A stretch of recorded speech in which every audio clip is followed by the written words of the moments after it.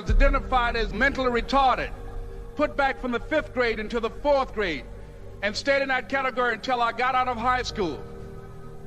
I don't have any college training, but I met a high school teacher who one day changed my life. I was waiting on another student, and when he came in, he said to me, "Young man, go to the board and write what I'm about to tell you." And I said, I can't do that, sir. He said, "Why not?" I said, "I'm not one of your students." He said, "It doesn't matter. Follow my directions now." I said, "I can't do that, sir." He said, "Why not?" I said, "Because I'm educable mentally retarded." And he came from behind his desk and he looked at me. He said, "Don't ever say that again. Someone's opinion of you does not have to become your reality." And as he talked, my heart began to beat fast. Tears began to run down my eyes, and I was in the back just listening to him, because the speech he was giving, that speech was for me. And he said, "Les Brown," he said, "if you want to do anything worthwhile in life, you've got to be hungry." I told Mr. Washington I wanted to become a disc jockey. And so I started working to develop myself. He said, "I want you to practice every day being a disc jockey." I said, "But I don't have any job now." He said, "It doesn't matter." He said that it's better to be prepared for an opportunity and not have one than to have an opportunity and not be prepared. And as I was working to develop myself, I applied for a job as a disc jockey, WMBM on Miami Beach.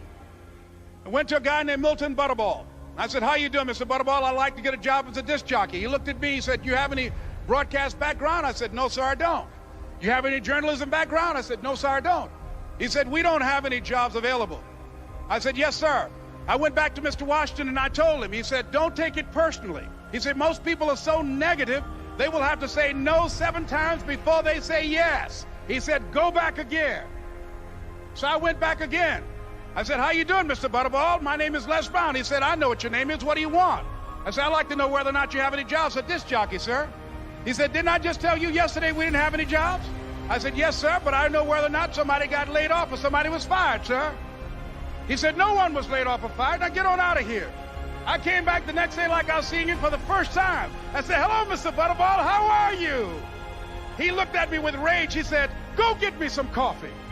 I said, "Yes, sir." And I went to get him some coffee. After a while, I would get their lunch and dinner, and I would go in the control rooms and take the disc jockeys their food, and I would not leave until they would ask me to leave.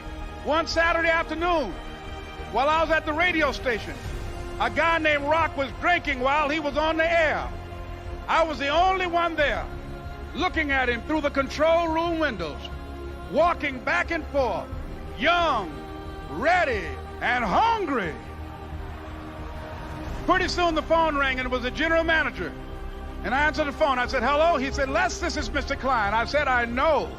He said, "Rock can't finish his program." I said, "I know." He said, "Would you call one of the other DJs in?" I said, "Yes, sir." I hung the phone up. I said, "Now he must think I'm crazy." I called my mom and my girlfriend, Cassandra. I said, "Y'all turn up the radio and come out on the front porch. I'm about to come on the air." I waited for about 20 minutes, and I called him back. I said, "Mr. Klein, I can't find nobody." He said, "Young boy, do you know how to work the controls?" I said, "Yes, sir." He said, "Go in there and don't say nothing here." I said, "Yes, sir."